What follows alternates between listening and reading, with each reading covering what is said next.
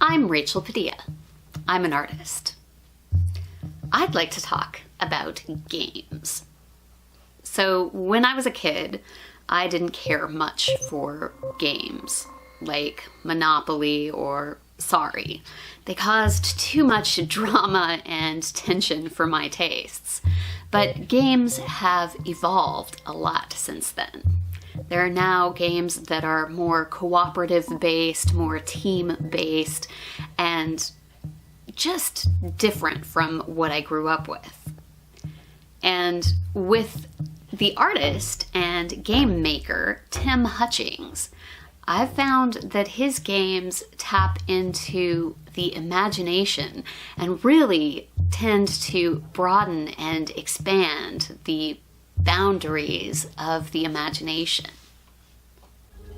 You may have heard of his game called 1,000-Year-Old Vampire, or Handheld Bronson Articulated Deflensing Unit, or perhaps Apollo 47. Just for scale, look at the size of this thing. It's so impressive.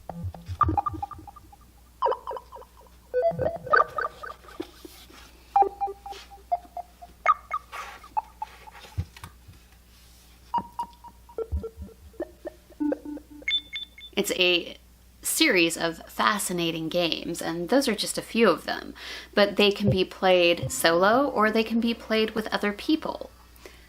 So when I heard that he had a new game, I couldn't wait to get my hands on it.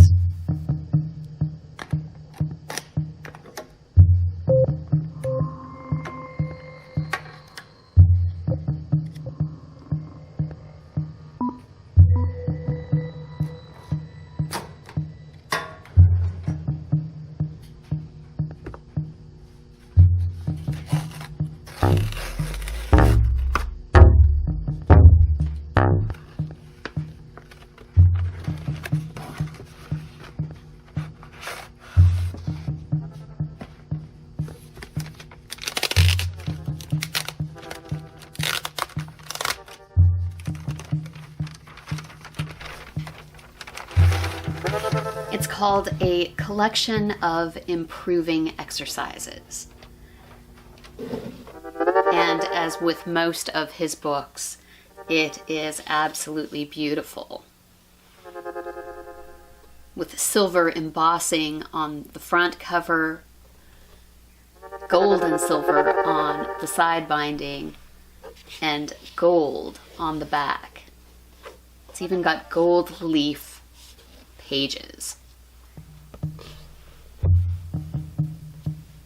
Now, this beautiful book is not like other books.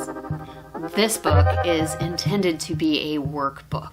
It's intended to be written in and pictures drawn in, which is something that in the back of my mind I was really struggling with. There's something about how beautiful and precious it looks that I was struggling to actually write in it. But that was addressed. It's only valid if used.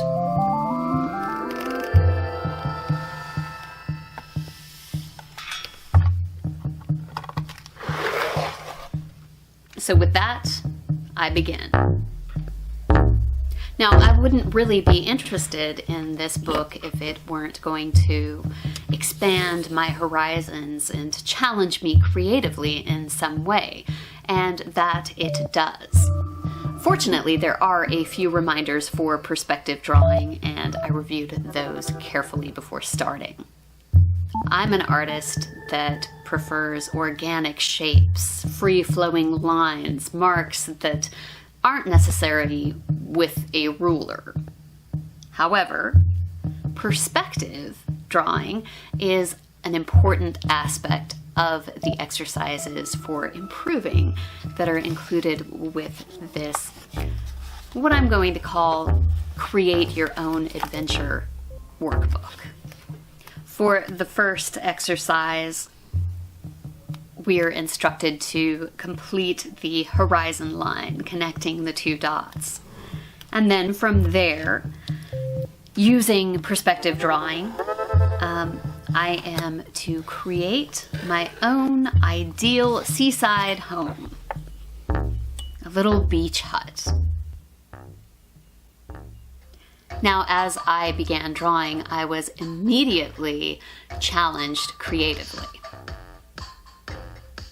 Like I said, perspective drawing isn't really something I do a lot of, and it occurred to me as I drew that I have no idea how to draw a grass roof. Nor do I really understand how palm trees work. I didn't grow up in a tropical or subtropical area, so as I continued, my hut actually started to look more like an adobe hut from the Southwest, something I am familiar with. Even the sticks I used to hold up my little porch there look more like something you'd find in New Mexico than something you'd find on the beach.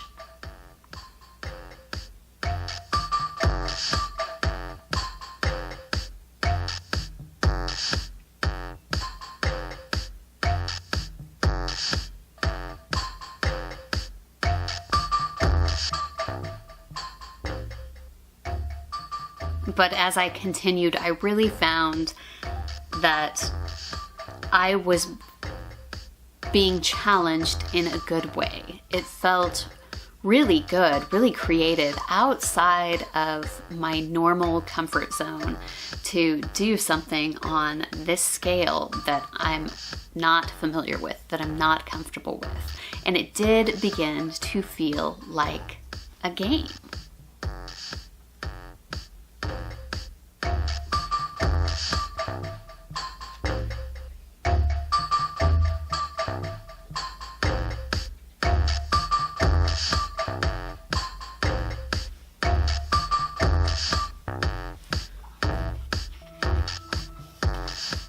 So with my first exercise done, I am excited to continue more and see in what other ways my mind and creativity can be challenged. As you go through the exercises in this book, you will actually add some of the items as instructed to the hut. So that's interesting. My initial thought is ever-changing, ever-evolving as I work through the workbook. Because there's so many of these, and I only did the first for this video, I am planning on doing an ongoing series of updates of the exercises as I complete them, and I'll put those together in a playlist for convenience. Thank you so much for watching.